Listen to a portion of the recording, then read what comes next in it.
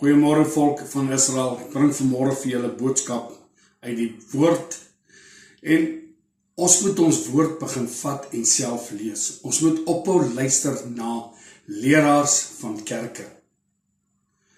Want as jy jou eie Bybel gevat en gelees het, het jy gesien dat hy sê in Matteus 2, hierdie verkeerde feeste wat ons hou, as ons lees in Maleagi 2 vers 3, Vader sê dat ek gaan die mis van julle feeste op julle gesig strooi en julle na die mishoop dra.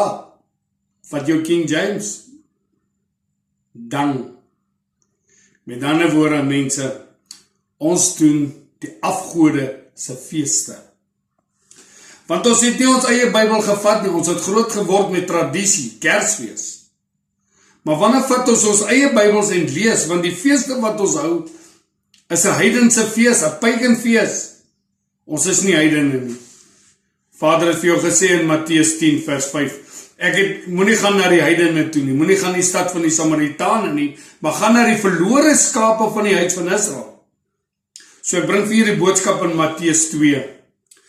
Ons lees dan vers 3, en toe koning Herodes dit hoor wat sy ongesteld en die hele Jerusalem saam met hom, oor die babietjie, die seentjie wat gebore is in Bethlehem.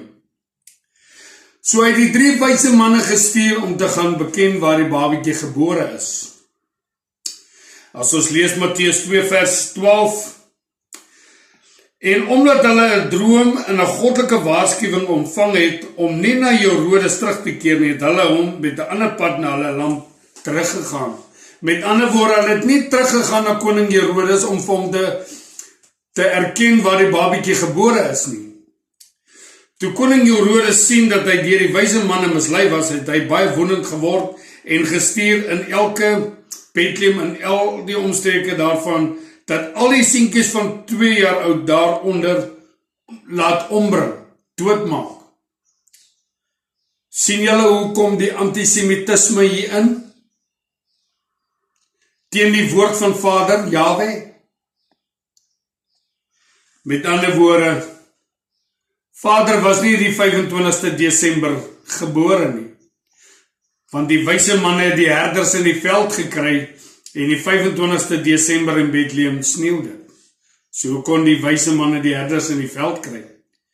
Maar dan gaan kyk ons na die kalender van die Jode, die lawgiver, Romeine 3 vers 1. Vader sê, wat is die nut van die Jood? Wat is die nut van die besnydenis? Groot in alle opsigte. Eerstens dat die woorde van God, Elohim, aan hulle toe vertrou is. So volk wat ek vandag vir julle gee, vat julle Bybel aan, lees ons Jeremia 10 vers 1. Hoor die woord wat Jahwe oor julle gespreek het, o huis van Israel. So sê Jahwe, maak julle nie gewend aan die weg van die heidene nie. En skrik nie vir die tekens van die hemel, omdat die heidene daarvoor nie skrik nie. Van die insettinge van die volk is nietig, want 'n boom uit die bos kap om die handewerk van 'n ambagsman met die byl kap hulle die boom uit. Hulle versier dit met silwer en goud. Hulle maak dit vas met spykers en hamers, dat dit nie waggel nie. So dit is wat ons volk doen.